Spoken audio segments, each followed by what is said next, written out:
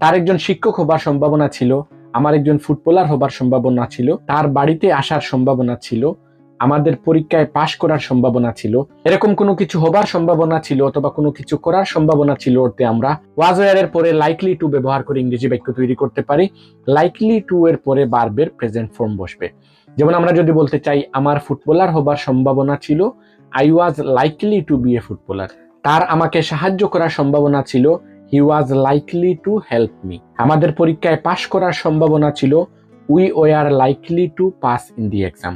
রাহাতের একজন ডাক্তার হবার সম্ভাবনা ছিল, Rahat was likely to be a doctor. নেহালের ফুটবল খেলার সম্ভাবনা ছিল, Nehal was likely to play football.